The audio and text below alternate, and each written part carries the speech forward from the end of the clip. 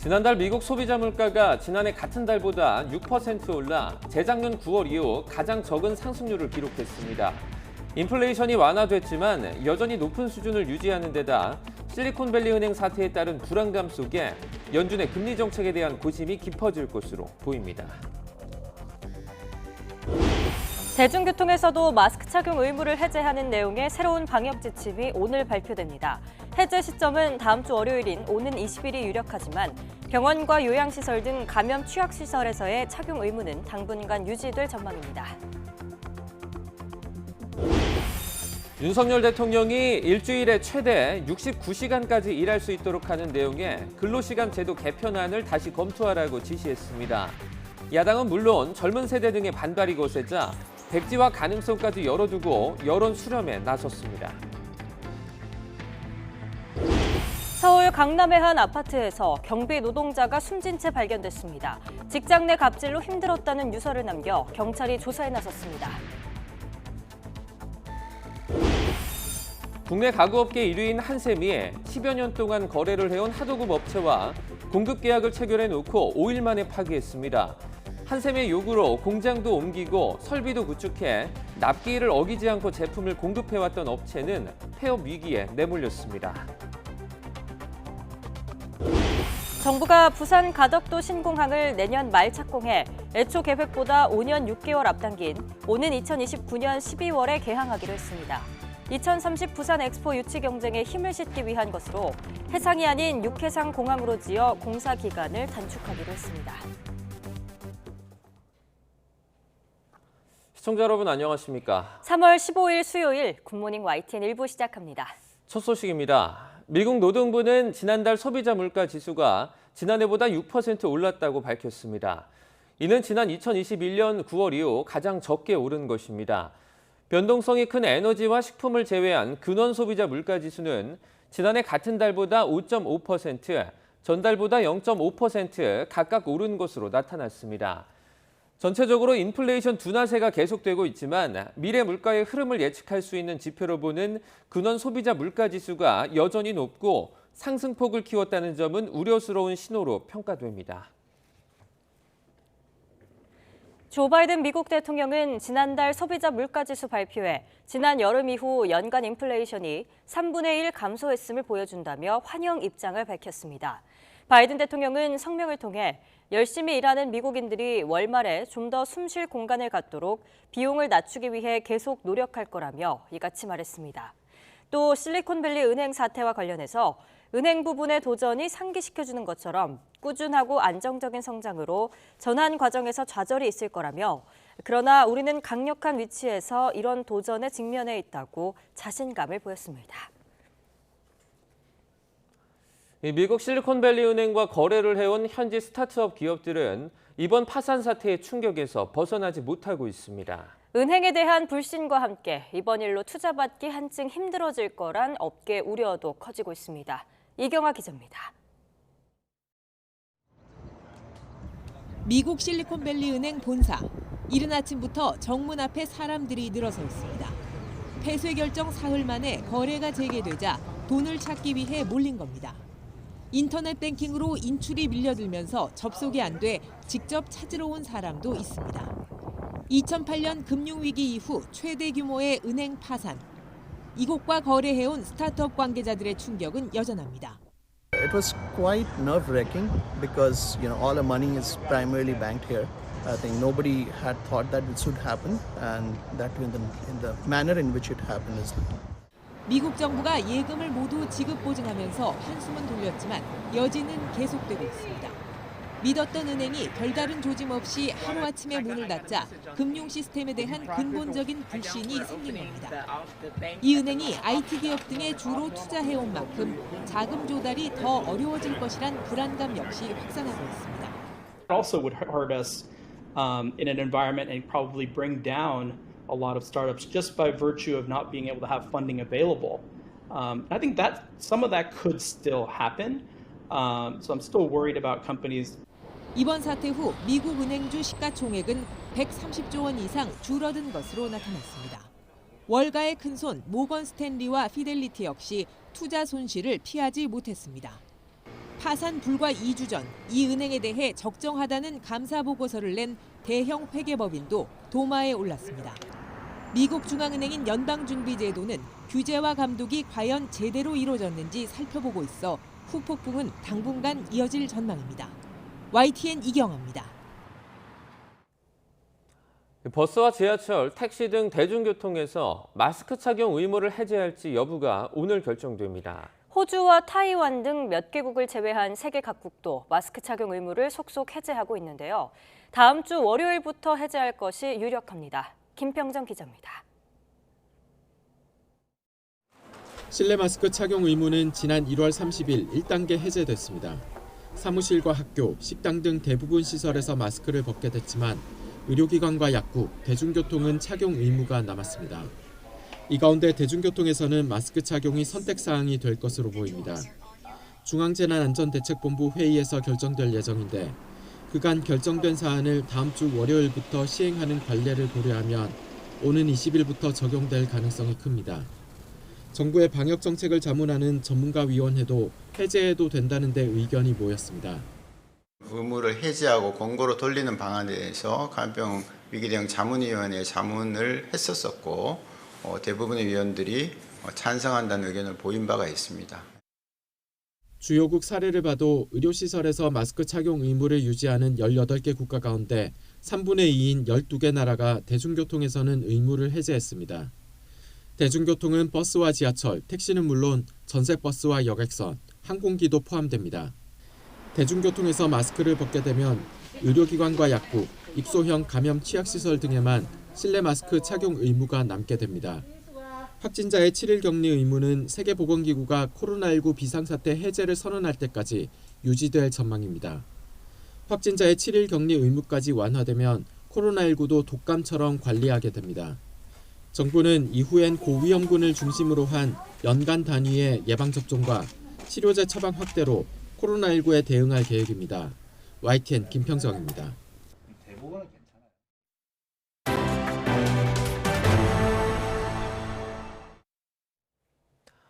윤석열 대통령은 최대 주 69시간 일할 수 있도록 하는 정부 근로시간 개편안을 재검토하라고 지시했습니다. 특히 MZ세대 의견을 들으라고 강조했는데 싸늘한 여론에 일단 진화에 나선 것으로 보입니다. 조은지 기자입니다. 주 52시간제 유연화는 윤석열 대통령의 대선 공약이었습니다. 필요하면 주 120시간 바짝 일하고 쉴 수 있어야 한다는 인터뷰로 구설에 올랐을 만큼 소신이 확실합니다. 좀 집중적으로 일해야 될 때는 좀 근로시간을 늘리고 또 그렇지 않을 경우는 좀 줄이고 이렇게 해서 연평균 주 52시간을 좀 맞추게 해달라. 윤석열 정부는 출범 10개월 만에 바쁠 땐 최대 주 69시간까지 일할 수 있도록 하는 노동법 개정안을 입법 예고했습니다. 하지만 장시간 노동을 조장하는 노예화 정책이라는 날선 노동계 비판에 더해 MZ노조로 불리는 새로 고침까지 역사적 발전에 역행하는 요소가 있다며 반대 뜻을 밝혔습니다. 결국 입법 예고 8일 만에 윤 대통령이 직접 제동을 걸었습니다. 윤 대통령은 근로자의 다양한 의견, 특히 MZ세대의 뜻을 면밀히 청취해 법안 내용과 대국민 소통에 보완할 점을 검토하라고 지시했습니다. 김은혜 홍보수석은 이 발언을 알리며 재검토 지시라는 표현을 썼습니다. 윤 대통령은 수석비서관 회의에서 정책 설명이 부족했고 민심도 요동치는데 왜 바로잡지 않느냐며 사회수석을 크게 질타한 것으로 전해졌습니다. 노동시간 유연화 철학은 확실하다지만 아무리 좋은 정책도 국민이 반대하면 못한다는 게 대통령 뜻이라고 참모들은 설명했습니다. 이 긴급 지시 이후 윤 대통령은 100개 기업 CEO와 오찬을 진행했는데 노동자의 보상과 기업의 생산성을 언급했습니다. 우리 정부가 추진하는 노동개혁은 노동자에게 공정하고 정당한 보상체계를, 기업에게는 생산성과 경쟁력을 증대시켜 주기 위한 것입니다. 대통령실은 설득과 조정을 위해 입법 예고 기간이 필요한 거라면서 충분한 여론 수렴을 강조했습니다. 하지만 부처의 정책 발표와 용산의 불끄기는 만 5세 입학 때 경험한 정책 혼선과 크게 다르지 않아 보입니다. YTN 조은지입니다. 대통령의 주 69시간제 재검토 지시와 관련해 대통령실은 전면 백지화 가능성까지 열어두고 대대적인 여론 수렴에 나섰습니다. 하지만 이 과정에서 한덕수 국무총리는 원안을 유지하겠다는 취지로 설명하며 또 다른 혼선을 낳았습니다. 김경수 기자입니다. 노동시간 유연화를 재검토하라는 대통령 지시사항이 나오기 직전 한덕수 국무총리는 국무회의에서 왜 제도 개편이 필요한지 공들여 설명했습니다. 사용자와 근로자 간의 합의를 통해 근로시간의 선택권을 부여하는 것이 이번 제도 개편의 본질입니다. 윤석열 대통령의 재검토 지시와 방향이 다른 것 아니냐는 지적에는 소통과 대국민 홍보를 강화하라는 게 대통령 뜻이라며 엇박자는 아니라고 기존 입장을 굽히지 않았습니다. 사전에도 했고 지금 방금도 했고. 그래서 아마 그게 이제 재검토가 나오고 조금 거는 엇박자라는 아니에요. 전혀 그런 건 없어요. 하지만 대통령실 분위기는 사뭇 다릅니다. 대통령실 관계자는 아무리 좋은 정책이라도 국민이 반대하면 할 수 없다면서 백지화 검토까지 열어놨다고 설명했습니다. 원점 재검토까지 포함해 국민 여론을 충분히 수렴하겠다는 건데 여당인 국민의힘도 현장 목소리를 더 듣고 보완책을 찾아보겠다고 호응했습니다. 가짜 뉴스와 세대 간 소통 부족 등으로 근로시간 제도 개편이 장시간 근로를 유발한다는 오해를 불러일으켰습니다. 반면 민주당은 폐행적인 주 69시간제를 폐기하라고 촉구하면서 주 4.5일제 도입으로 맞불을 놨습니다. 우리 더불어민주당은 물론 이제 법 개정이 필요한 영역에 관한 이 노동시간 연장, 주 69시간 도입이나 이런 것들은 결코 허용하지 않을 것입니다. 정부 여당이 의견을 더 듣겠다고 한 만큼 주 69시간제 개편안은 다시 바뀔 수도 있지만 국회로 법안이 넘어오면 논의 과정에서 여야 공방도 불가피해 보입니다. YTN 김경수입니다. 고용노동부가 근로시간제도 개편 방안을 보완하라는 윤석열 대통령 지시에 다양한 의견을 수렴해 보완하겠다는 입장을 내놨습니다. 노동부는 입장문을 내고 국민의 이해와 공감대 속에서 근로시간 제도 개편의 취지를 살릴 수 있도록 노력하겠다면서 현재 입법 예고 기간인 만큼 다양한 목소리에 귀를 기울이고 적극적으로 찾아가 소통하겠다고 밝혔습니다. 특히 청년 세대를 중심으로 일부 비현실적 가정을 토대로 한 잘못된 오해가 있다며 우려에 대해 충분하고 정확하게 설명하겠다고 강조했습니다. 내년 총선을 앞두고 외부 인재 영입 방안에 대한 관심이 커지는 가운데 국민의힘 김기현 대표가 인재 영입위원장 겸직을 검토하는 거로 알려졌습니다. 경쟁력 있는 인물을 당대표가 직접 챙기겠다는 건데 대통령실과 여당의 소통 강화 기조와 맞물려서 공천 과정에서 어떤 영향을 미칠지 관심이 쏠립니다. 황윤태 기자입니다. 국민의힘 인재영입위원회는 당원이 아닌 외부 인사를 영입해 선거에 나설 후보로 추천하는 당의 상설기구입니다. 여기서 뽑힌 인물은 최고위 의결을 거치면 책임 당원만 총선에 나갈 수 있도록 한 당규의 적용을 받지 않습니다.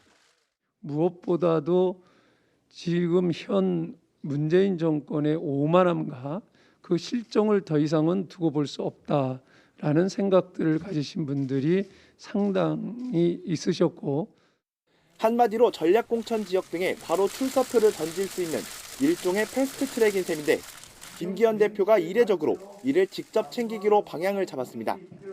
당 중진 등이 주로 맡던 관례를 따르지 않고 인재 영입 작업을 총괄하겠다는 겁니다.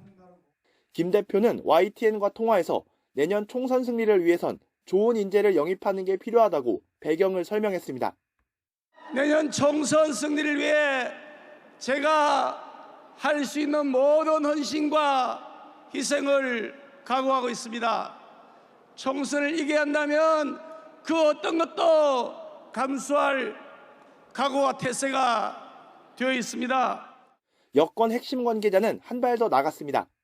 그동안 인재 영입을 한다면서 당대표와 대통령을 내세우는 등 부작용이 많아 김 대표가 인재영입위원장을 겸직하는 것으로 알고 있다고 말했습니다. 외부 인사를 추려내는 과정에서 불거질 수 있는 부작용을 원천 봉사하겠다는 취지라는 건데 당 안팎 개선 여러 해석이 나왔습니다. 윤석열 대통령과 김기현 대표가 정례적으로 만나기로 하는 등 대통령실과 여당 지도부의 소통이 강화되고 있기 때문입니다. 총선을 앞두고 본격적으로 외부 인재 영입 문제가 화두로 떠오르면 자연스레 윤 대통령의 의중도 반영되지 않겠느냐는 전망이 나오는 겁니다. 윤 대통령과 국민의힘 새 지도부의 첫 만찬에 신임 당직자 중 유일하게 공천 실무를 책임지는 친윤 핵심 이철규 의원이 참석한 것도 이런 관측에 힘을 실었습니다. 우리 당이 국민들을 위해서 제대로 된 정책을 만들어내고 또 국민들께 도움이 되는 사랑받는 당으로 이 자리 잡을 수 있도록 뒷바라지에 최선을 다하겠습니다. 김기현 대표는 당대표 선거 기간 원활한 당정 관계를 바탕으로 내년 총선을 승리로 이끌겠다고 강조하며 여권 핵심의 전폭적인 지지를 받았습니다. 그런 만큼 외부 인재 영입을 직접 챙기겠다는 김 대표의 방침에 당 안팎의 시선이 더 집중되고 있습니다. YTN 황윤트입니다. 체포동의안 이탈표 사태에 측근 사망 사건까지 덮치며 민주당 내홍이 격화되자 이재명 대표가 사태 수습에 안간힘을 쓰고 있습니다. 비명계를 향해 손을 내밀고 있는데 아직까진 별다른 효과를 거두지는 못하는 분위기입니다. 손효정 기자입니다. 이재명 대표 거취를 두고 친명계와 비명계 사이 연일 난타전을 빚고 있는 민주당이 공천 TF를 띄웠습니다. 이재명 대표는 TF 단장에 이낙연계 인사인 이계호 의원을 선임하는 등 비명계 인사를 대거 배치했습니다. 민주당의 모든 후보들이 공감을 하고 또 동의할 수 있는 제도를 만들어서 당의 결집력을 높이고 총선 승리에 주춧돌을 놓도록 하겠습니다. 누구나 수긍할 제도를 만들어달라고 강조한 이재명 대표는 강성 지지층과 함께한 유튜브 방송에서는 내내 단일 대우를 강조했습니다. 체포한 이탈표 색출과 비명계를 겨냥한 강성 지지층들의 비판에는 자제를 당부했고 우리 안에 동지에 대한 증오심 이런 걸 최소화해야죠. 총구는 밖으로 행하자. 또 연이은 측근의 죽음은 검찰이 자신을 잡으려는 과정에서 벌어진 일로 안타깝고 죄송하다면서 어떤 방식이든 책임지지 않을 수 없는 상황이라고 설명했습니다.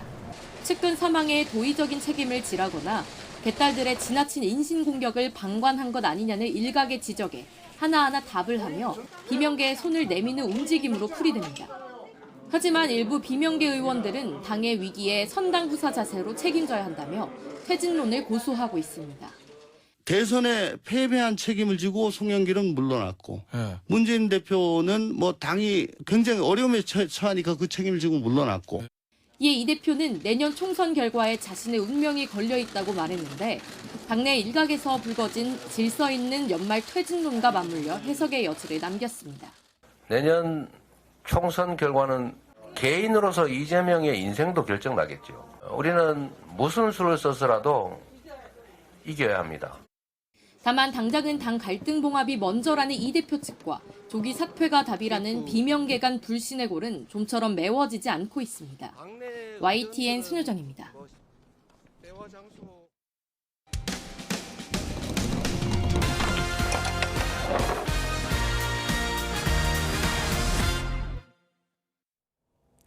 국내 1위 가구 업체 한샘이 12년간 헌신해온 하도급 업체와 공급 계약을 체결해놓고 5일 만에 파기했습니다. 한샘의 요구로 공장도 옮기고 설비도 구축해 납기일 위반 없이 제품을 공급해왔던 업체는 폐업 위기에 내몰렸는데요. 제보는 Y의 이승윤 기자입니다. 한샘 공장 맞은편에 제품 포장용 골판지 공장. 원청업체인 한샘의 요구로 지난 2011년 50km 떨어진 안산으로 이사까지 왔습니다. 한샘 골판지 물량의 70%를 공급해왔습니다. 내수용 2,500가지, 수출용 500가지 종류를 맞춤형으로 공급하며 납품일을 지킨 성실함을 인정받아 경쟁사의 러브콜도 받을 정도였습니다. 하지만 매출의 95%를 올려준 한샘과의 의리를 지키기 위해 거절했습니다. 지난해 12월 23일 한샘은 12년째 그래왔듯이 1년치 공급 계약을 체결했습니다. 그런데 5일 만에 계약을 뒤집고 공개 입찰로 공급업자를 다시 정하겠다고 통보가 온 겁니다. 좀 무리한 내용 아니냐라고 했을 때 저쪽에서 입찰에 참여하지 않으면 그 협상 대상에 들어가지 않으니 그걸로 끝이다라고 하는 바람에 어쩔 수 없이 입찰에 참여하게 됐습니다. 결국 계약은 다른 두 업체로 넘어갔습니다. 이 때문에 이 업체는 월 임대료 1,800만 원과 인건비를 감당하지 못해 폐업 위기에 내몰렸습니다. 평소 같으면 20여 명의 직원들이 분주하게 작업을 할 공장이 덩그러니 비어 있습니다. 대당 8억 원 하는 플렉스도 기계가 원래 3대 있는데 한 대는 이미 자리를 뺀 상태입니다. 휴일 근무도 마다치 않았던 직원들은 한 달치 월급을 받고 권고사직을 당했습니다. 진짜 밤을 새가면서 일할 때도 있어요. 거의 낮길 마치느라고 문을 닫는다는 거예요. 제가 사장님 앞에 막 울었어요. 너무 억울해가지고. 업체 측은 사모펀드가 한샘을 인수한 이후 적자를 기록하자 원가 절감에 나선 탓이라며 투자 설비 등의 배상을 요구했습니다. 한샘은 협력사를 합리적으로 선정한다는 사모펀드 방식에 맞춰 부득이하게 새 시스템을 도입했다며 문제가 없다는 입장입니다. 투명하고 합리적인 구매 프로세스를 만들기 위한 시스템을 도입했으며 공정한 입찰을 진행했습니다. 하도급법 위반 소지가 있다는 분석이 나옵니다. 하도급법에 위반되는 그런 사항들을 만약에 특약으로 하게 되면 이제 부당한 특약 금지라고 해서 사실 이제 부당한 특약으로 이제 인정이 되거든요. 그래서 하청업체가 계약 파기로 손해를 본 경우 공정거래 조정원을 통해 도움을 받을 수 있습니다. 그래서 저희 조정원에 하도급 협의회 분쟁 조정 신청을 해주셔서 분쟁 조정을 진행을 해주시면 이제 상대방이랑 좀 어느 정도 협상을 할 여지가 사실 있긴 하거든요. 전문가들은 사모펀드들도 경영에 나설 경우 하청업체와 상생관계를 구축하려는 노력이 필요하다고 조언하고 있습니다. YTN 이승윤입니다.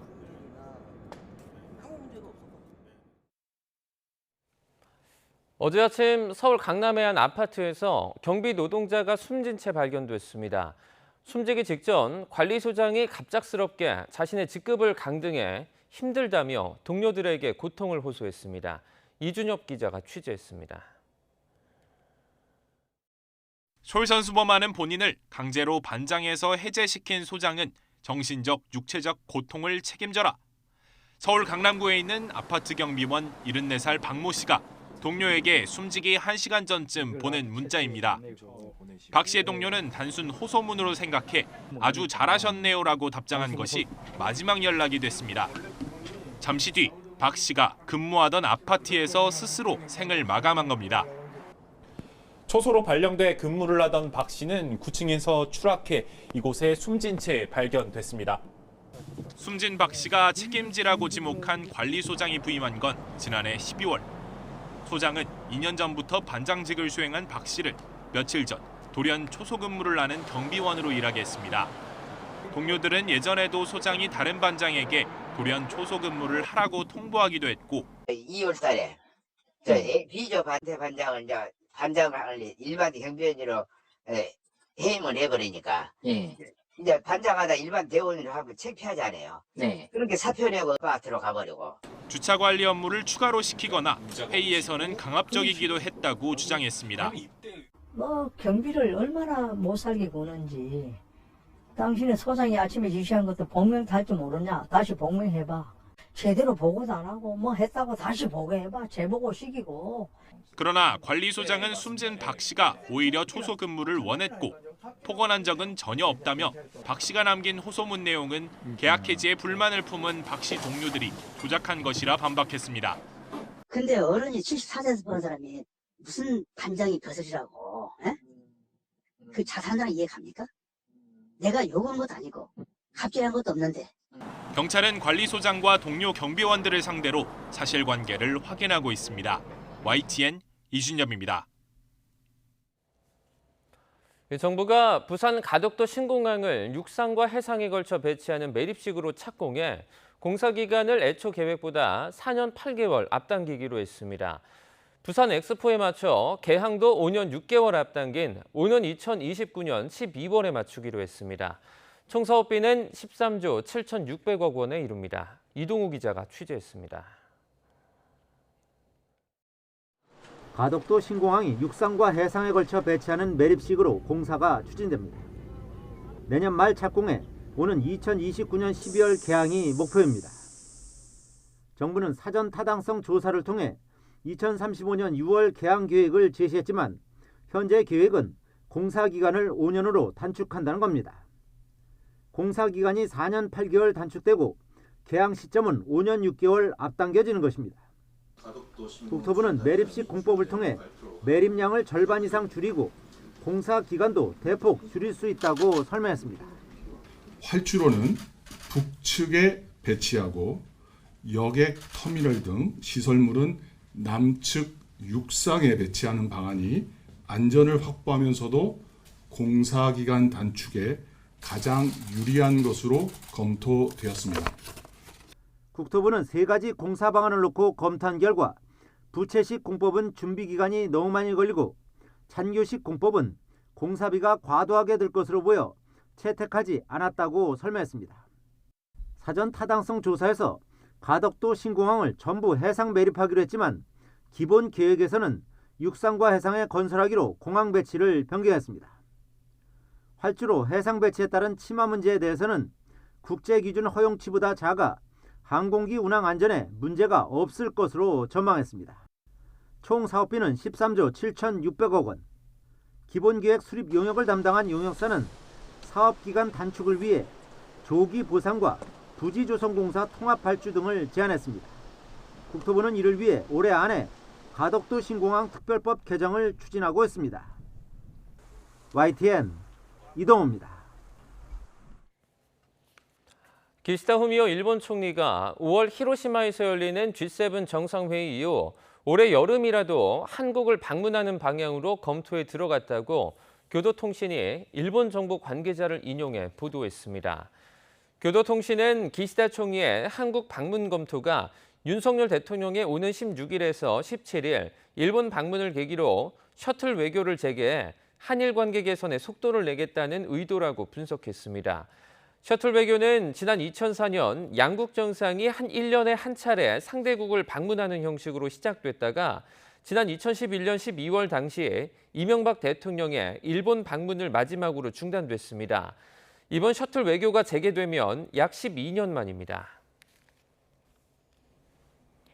미국 정부는 한미연합연습인 자유의 방패를 전후로 북한이 미사일 도발을 벌인 것과 관련해 훈련에는 영향이 없다고 밝혔습니다. 존 커비 백악관 국가안전보장회의 전략소통조정관은 북한의 미사일 시험이 연합훈련을 방해하기 위한 목적인지 질문해 만약 그런 의도라면 실패할 거라고 말했습니다. 커비 조정관은 자유의 방패 훈련은 어제 시작해 앞으로 상당 기간 이어질 거라며 한국과 연합훈련에서 어떤 변화도 없다고 강조했습니다.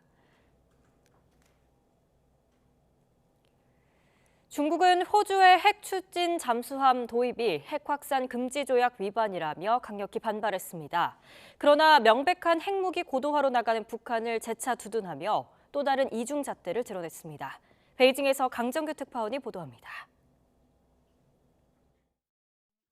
중국 관영 매체들은 호주의 미국 핵 추진 잠수함 조기 도입 소식을 무게 있게 다뤘습니다. 각국 전문가 인터뷰를 활용해 국제사회의 핵 확산 우려를 부각했습니다. Countries like Iran, countries like North Korea, and instead it arms other nations. 중국 정부도 핵 확산 금지 조약의 목적과 취지에 정면으로 위배된다며 강력히 반발했습니다. 三国声称将遵守最高核不扩散标准，纯属欺世盗名，实质上是胁迫国际原子能机构秘书处。 그러나 비핵 국가인 호주의 핵 잠수함과 관련 기술을 넘겨주는 것 자체가 NPT 위반은 아닙니다. 다만 군사용으로 신고한 핵물질은 IAEA 사찰이 면제되는 예외 규정이 문제입니다. 핵연료를 핵폭탄 제조에 쓰더라도 감시하기 어렵기 때문에 서방 언론조차 우려를 제기하고 있습니다. 과거 우리나라가 비밀리에 핵 추진 잠수함을 개발해 오다가 중도에 포기했던 배경이기도 합니다. 미국의 비확산 전문가는 호주가 핵 연료를 잘못 사용하는 것보다 다른 나라들이 핵 사찰을 피하기 위해 이번 사례를 악용하는 게 더 두렵다고 말하기도 했습니다. 그러나 잠수함 추진 체계를 넘어 명백한 핵무기 고도화로 나가고 있는 북핵 문제에 대해 중국은 또 다른 이중잣대를 드러내고 있습니다. 북한이 잇따라 미사일 도발에 나선 배경에 한미연합훈련이 있다며 책임의 화살을 돌린 겁니다. 有关方拒不回应朝方已采取的无核化措施，反而不断加强对朝施压威慑，是主要原因。 미중 전략 경쟁 속 진영 논리에 핵 확산 금지 원칙마저 흔들리고 있습니다. 베이징에서 YTN 강정규입니다. 우크라이나 동부의 작은 도시 바흐무트가 이번 전쟁의 중요한 분기점으로 떠오르고 있습니다. 몇 달째 이어지는 공방에 사상자가 눈덩이처럼 불어나고 있지만 두 나라 모두 물러설 뜻이 없음을 분명히 했습니다. 류재복 기자의 보도입니다.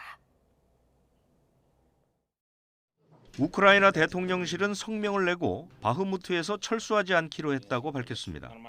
대통령을 포함한 정부 관료와 군 지휘관들이 뜻을 모았다고 설명했습니다. Білогорівка і Мар'їнка, Авдіївка і Бахмут, Вугледар і Кам'янка та усі інші місця, де зараз вирішується, яким буде наше майбутнє. 우크라이나 동부 요충지인 바흐무트는 지난해 여름부터 러시아의 집중 공세를 받고 있습니다. 러시아가 동쪽을, 우크라이나가 서쪽을 장악한 채 한치도 양보 없는 공방이 계속되고 있습니다. 인명 피해도 눈덩이처럼 늘어 러시아군 사상자만 2에서 3만 명에 이를 것으로 보입니다. 러시아가 바흐무트를 차지하게 되면 도네츠크 전역을 차지할 수 있는 보급로를 확보하게 됩니다. 우크라이나 역시 봄 대반격을 앞두고 러시아군의 병력 손실을 최대화해야 합니다. 우크라이나의 바흐무트 사수 방침에 맞서 러시아 정부는 무기 생산을 독려하고 나섰습니다. Задача одна – это увеличение производительности труда, естественно, сокращение издержек, затрат в основном имеется в виду трудозатрат. 푸틴 러시아 대통령도 헬리콥터 생산 공장을 찾아 러시아 경제의 굳건함을 과시했습니다. 푸틴 대통령은 러시아의 존재를 위해 싸우고 있다며 전투 의지를 북돋웠습니다. YTN 유재복입니다.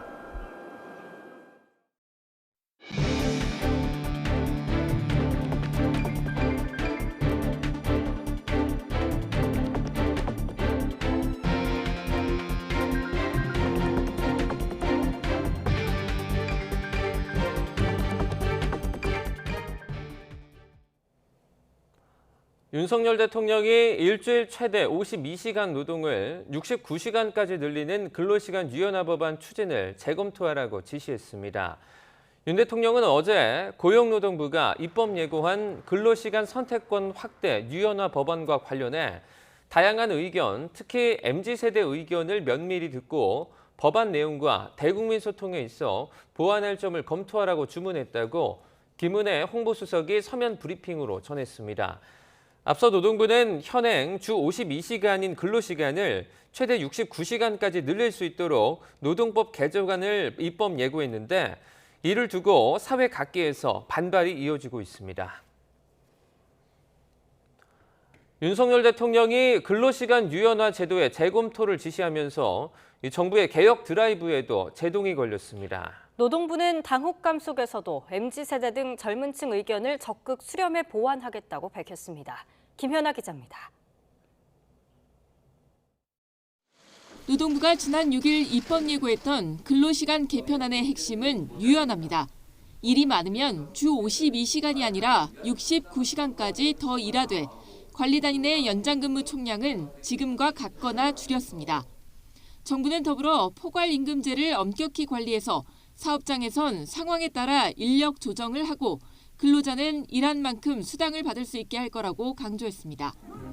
양대 노총은 주 52시간 규제를 풀면 노동자가 과로 위험에 내몰릴 거라며 반대했지만 정부의 의지는 강했습니다. 하지만 입법 예고 일주일 만에 대통령이 재검토를 지시하면서 노동부 개정안은 수정이 불가피할 전망입니다. 특히 대통령이 콕 짚은 MZ세대 노조의 대표격인 새로 고침 노동자 협의회의 입장이 주목되는데 새로 고침 측은 노동시간 유연화 자체는 반대하지 않지만 연장근로 총량이 정말로 지켜질 수 있는지, 집중근로 이후 근로자가 원하는 휴식을 보장받을 수 있는지에 강한 우려를 나타냈습니다. 근로자가 원할 때가 아니라 사업주 마음대로 휴식 시간을 정하면 연장 근로를 휴가로 적립한 뒤 비수기에 강제 휴가를 가게 돼 실질 임금이 줄거나 최악의 경우 휴가도 보상도 모두 날리는 사례까지 발생할 수 있기 때문입니다. 점차 노동시간이 줄고 워라밸이 지켜진 사회가 되도록 개편되어야 한다고 있습니다. 이와 반대로 근로시간이 늘거나 근로시간 증가에 대한 명확한 예방책이 없이 시행되는 이변화에 대해서는 반대하고 있습니다. 노동부는 즉각 근로시간 개편의 추진을 살리되 다양한 보완 방안을 강구하겠다고 밝혔습니다. 노동시간 유연화 자체는 경제계가 생존의 문제라며 강력하게 요구하고 있고 정부도 중요 국정과제로 꼽는 만큼 백지화 가능성은 낮아 보이지만 앞으로 한 달 남짓한 입법 예고 기간, MZ세대를 비롯한 여론이 수긍할 수 있는 실질적인 대안을 내놓을 수 있을지 노동부 발등에 불이 떨어졌습니다. YTN 김연아입니다. 더불어민주당은 윤석열 대통령이 주 최대 69시간까지 일할 수 있게 하는 내용의 근로시간 제도 개편안에 보완 검토를 지시하자 재검토가 아니라 폐기가 정답이라고 주장했습니다. 이수진 원내대변인은 국회 브리핑에서 이제라도 잘못을 인정한 것이면 다행이나 어물쩍 물러서는 신용에 그친다면 더 큰 저항을 각오해야 할 거라며 이같이 밝혔습니다. 이어 주 69시간제는 대통령의 주 120시간 노동이라는 퇴행적 노동관에서부터 비롯됐다며 출발부터 잘못된 정책이라고 비판했습니다.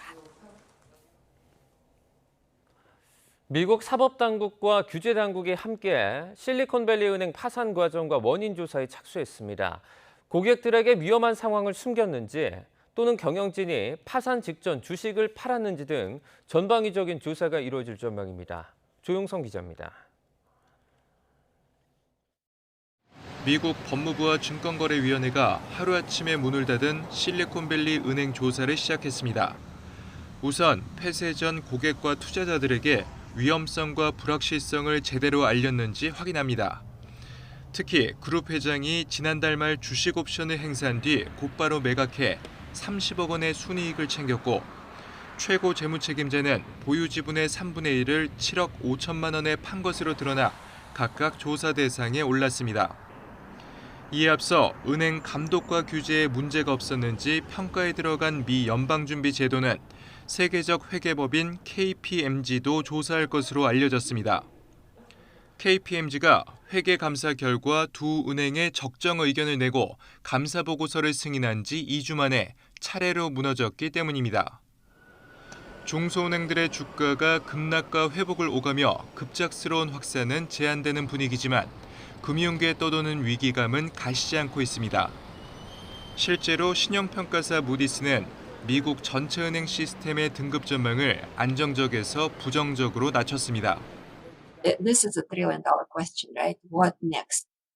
The one lesson that is clear from here is that, look, what systemic risk means is not necessarily predictable upfront. 실리콘밸리 은행의 주주들은 취약한 상황을 공개하지 않았다며 그룹 경영자들을 상대로 집단 소송을 제기했습니다. 이 밖에 증권거래위원회는 연쇄 파산한 은행뿐 아니라 위기설이 불거진 다른 은행들도 들여다볼 것을 시사하면서 미 금융권을 향한 조사는 당분간 확대될 것으로 보입니다. YTN 조용성입니다. 윤석열 대통령이 내일 1박 2일의 일정으로 일본을 방문합니다. 기시다 총리와 정상회담 등을 통해 다양한 현안을 논의할 예정인데 대통령실은 한일 관계 정상화의 이정표가 될 걸로 기대했습니다. 박석영 기자입니다. 한일 정상 사이 양자 방문이 끊긴 지 12년 만에 윤석열 대통령이 1박 2일 일정으로 일본을 찾습니다. 이번 방문은 12년간 중단되었던 양자 정상 방문이 재개되는 것으로서 윤석열 정부 취임 이후 역점을 두고 추진한 한일 관계 개선의 중요한 이정표가 될 것입니다.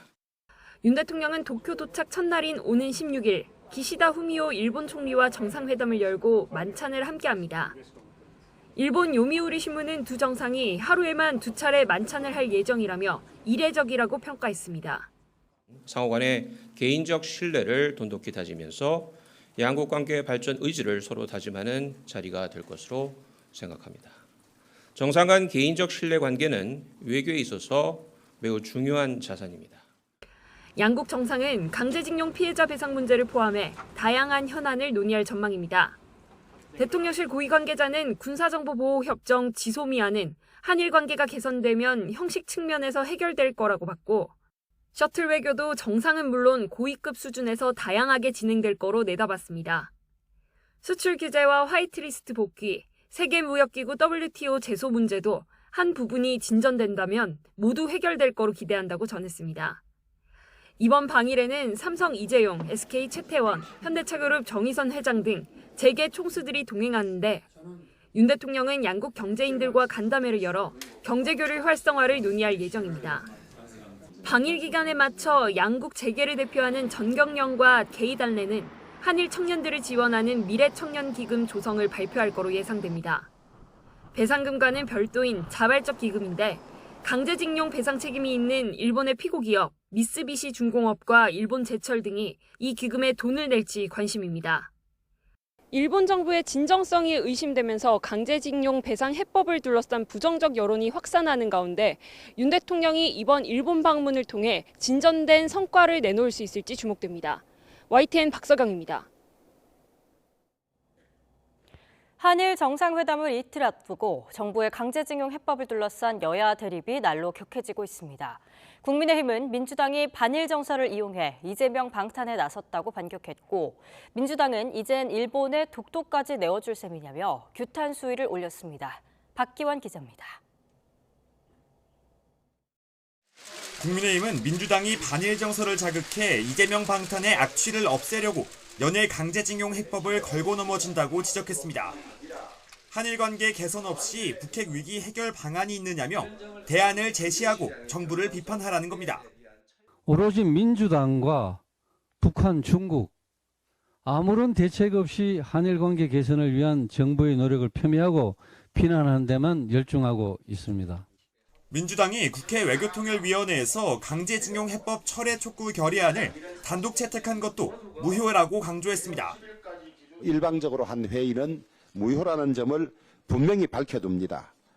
이제는 동북아시아의 미래와 한일 관계의 미래를 위해서 이 현상을 과감히 타파해야 하고, 반면 더불어민주당은 지금이라도 피해자 동의 없는 제3자 변제 방식의 강제징용 배상안을 거둬들이라고 촉구했습니다. 일본과의 관계 개선을 위해서라면 독도까지 일본에 내어줄 작정이냐며 비판 수위를 끌어올렸습니다. 일본 정부는 아직도 수출 규제 해제에 관한 공식 입장을 내놓고 있지 않습니다. 대체 윤석열 정부의 굴욕 외교의 끝은 어디까지입니까?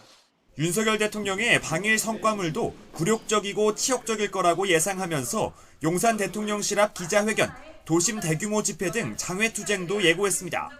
강제동원 해법을 막을 수 있는 모든 조치를 강구하겠습니다. 더불어민주당은 국회 밖에서도 국회 안에서도 윤석열 정권의 부당함과 맞서 싸우겠습니다.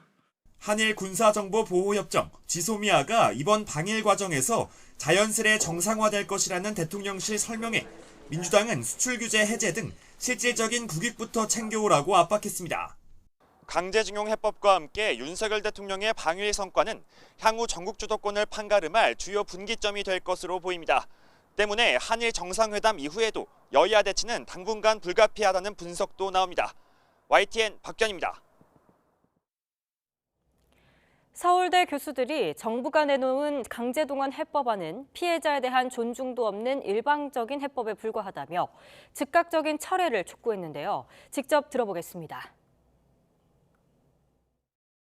대한민국 사법부의 권위나 삼권 분립의 원칙 등 헌법적 질서에 대한 존중이 온데간데 없이 실종되었으며, 생존한 피해 당사자인 소송 원고의 반발이 보여주듯이 피해자에 대한 최소한의 존중도 없는 일방적인 해법에 불과하다.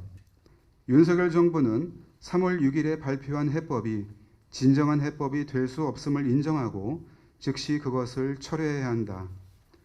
더불어 우리 대법원의 판결을 존중하는 가운데 일본 정부와 기업이 합당한 정책 전환을 하도록 설득하고 압박해야 한다. 대법원이 추진하는 압수수색 영장 신문 제도에 대한 의견 수렴 절차가 어제 마무리됐습니다. 검찰과 경찰에 이어 공수처까지 반대 의견을 내놓은 가운데 대법원이 어떤 최종안을 내놓을지 주목됩니다. 김다연 기자입니다. 지난달 대법원은 판사가 압수수색 영장을 발부하기 전에도 사건 관계인을 불러 신문할 수 있도록 규정을 바꾸겠다고 예고했습니다. 검찰과 경찰은 한마음으로 반대표를 던졌습니다. 압수수색은 신속함이 생명이란 겁니다. 특히 경찰은 영장을 발부받기 위해 이미 내부 결재와 검사의 심사, 법원의 판단까지 3단계를 거치고 있는데 대면 심리까지 하면 어느 세월에 증거를 확보하겠느냐고 반발합니다. 수사 상황이 피의자에게 실시간으로 유출되거나 내부 고발자의 신원이 노출되는 등 수사 기밀이 셀 걱정이 있다고도 말합니다. 검찰은 더 나아가 사실상 부패 사건에 대해서만 신문이 이뤄지게 될 가능성이 커서 결국 득을 보는 건 권력자나 재벌이 될 거라며 형평성을 걸고 넘어졌습니다. 검경에 이어 공수처 역시 피해자 보호에 역행하는 규칙이라며 신중한 검토가 필요하다는 의견을 냈습니다. 개정안엔 휴대전화나 컴퓨터에 담긴 전자정보를 압수수색하기 전에 검색할 키워드를 미리 제출하도록 하는 내용도 담겨 있는데 수사기관들은 이 역시 실무를 모르는 소리라며 반대합니다. 법원이 수사를 지휘하려는 거냐는 말까지 나오는 상황 속 대법원도 부담을 느끼는 모습입니다. 최근 법원장 회의에선 관계기관의 입장을 고려해야 한다는 의견과 함께 신문 대상을 수사기관이나 수사기관이 지정한 제3자로 한정하는 방안에 대한 얘기가 나온 걸로 알려졌습니다. 다만 대법원은 여전히 불필요한 정보까지 쓸어가는 무분별한 압수수색은 기본권 보장 차원에서 반드시 제한이 필요하다는 입장입니다. 대법원은 의견서를 검토한 뒤 규칙 개정을 마무리 지을 계획입니다. 최종안은 대법관 회의를 거쳐 공포 시행되는데 대법원이 기존 개정안을 강행할지 중재안을 마련할지 주목됩니다. YTN 김다연입니다. 미리 보는 오늘입니다. 국민의힘 김기현 대표가 당대표로 당선된 지 일주일 만인 오늘 더불어민주당 이재명 대표와 처음으로 만납니다. 취임 인사차 국회 당대표실을 찾아 이 대표와 환담할 예정인데요. 김 대표는 오후에는 서울 논현동 이명박 전 대통령 자택도 찾을 예정입니다. 민주당 이재명 대표는 오늘 오후 현역 의원 50여 명이 참여하는 더 좋은 미래와 간담회를 열고 당 혁신 방안 등에 대한 의견을 나눕니다. 이 자리에서 이 대표가 최근 일각에서 제기된 책임론과 사퇴 요구에 대해서도 입장을 내놓을지 관심이 쏠립니다.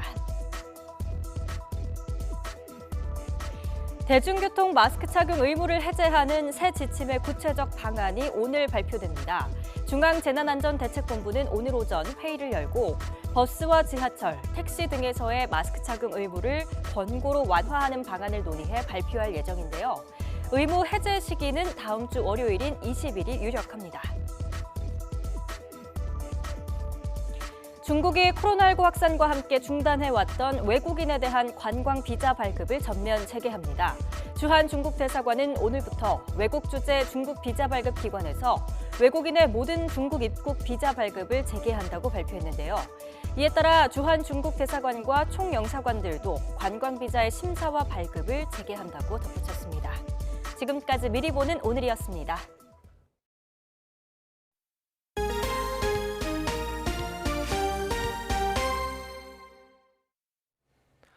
요즘 채용 정보 사이트에 올라온 기업 후기를 구직 과정에서 참고하시는 분들 많으실 텐데요. 해당 기업의 전현직 직원들이 글을 올렸을 것으로 보고 믿을 수 있다고 여기기 때문인데 실제로는 기업에 재직하는지 확인받지 않고도 사실상 아무나 후기를 작성할 수 있는 등 검증 시스템이 허술해 부정확한 정보도 여과 없이 올라오는 것으로 나타났습니다. 윤성훈 기자의 보도입니다. 무역회사에서 기획 마케팅 팀장으로 근무하는 A씨는 최근 신규 채용 면접장에서 지원자로부터 뜻밖의 질문을 받았습니다. 디자인 작업을 할 때 필수적인 상업용 이미지를 회사가 구매해주지 않고 특정 브랜드의 컴퓨터를 써야 한다고 들었다며 맞느냐고 물어본 건데 모두 틀린 내용이었습니다. 면접 부분이 얘기를 해줬어요.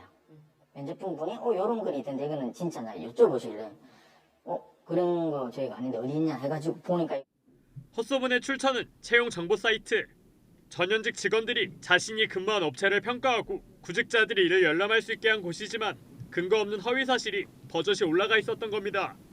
리뷰를 쓰는 거는 뭐 개인의 생각이나 개인의 뭐 느낀 점을 쓸 수는 있다고 봅니다. 저는 개인적으로.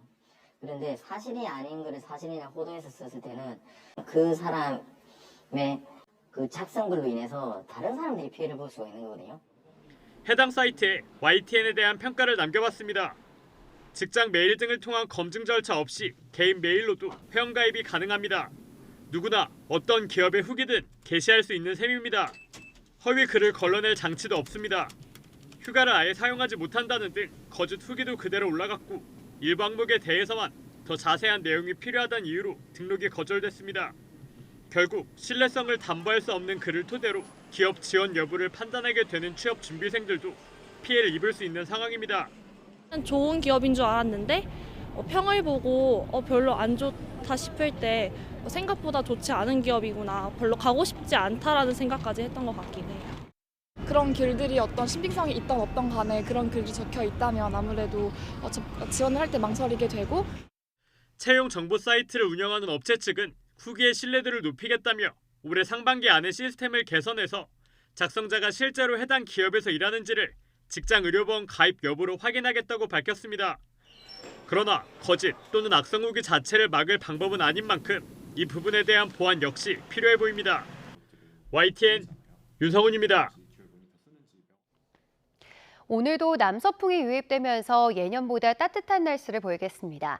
현재 서울 기온은 7.5도로 예년보다 그리고 어제보다 4에서 5도가량 높아 공기가 부드러운데요. 한낮에는 서울 기온이 13도, 대구는 무려 22도까지 오르면서 남부지방을 중심으로는 날이 무척 따뜻하겠습니다.